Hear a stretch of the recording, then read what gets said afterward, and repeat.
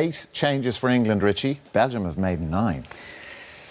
They have. We were expecting this because of Martinez's comments in the week. Courtois stays in goal and Boyata keeps his place in the defence. There's no place for Vincent Kompany. He apparently returned to training on Friday. He's still unavailable for selection. Vermaelen comes in at the back. He is having a torrid time with injury. Since he left Arsenal 4 years ago, he hasn't managed to complete more than 14 league appearances in any one season. He had a scare with his hamstring as recently as May, so his appearance even in this tournament was a doubt.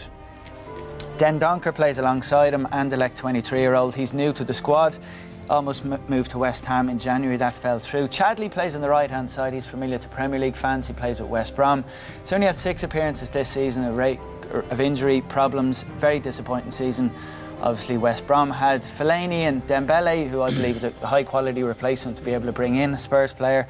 Up front, Thorgan Hazard, Eden's little brother, plays alongside Januzaj, who's at Real Sociedad, and Batshuayi, who came on and was a real handful in the game against Tunisia last week. Scored a goal.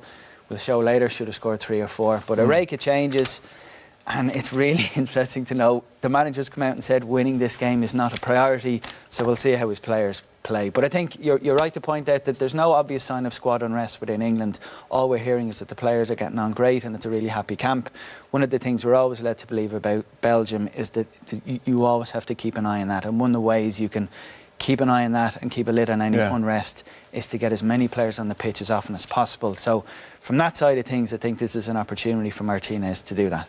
Yeah, and I think he used 16 or 17 players before today anyway, but that is an issue that they've had. There was a big row with Wilmots at Euro 2016, and Martinez seems to be a very good man manager, or very aware of you know, what players want, and they do have, like, they've so much talent there. There have been battles in the past in the Belgian squad. I want to be the most important. I'm the man, and you're not. Yeah, well, it's a divided country culturally and politically, Belgium, and those splits are inevitable, and they've always been a feature.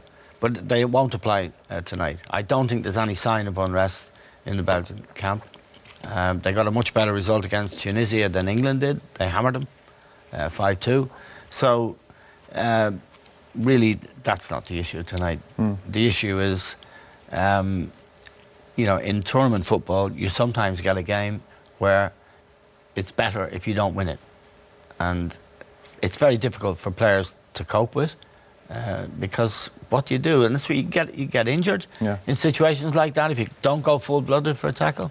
So it's against everything you've learned. It's against your instincts. And of course, it's not great to watch either.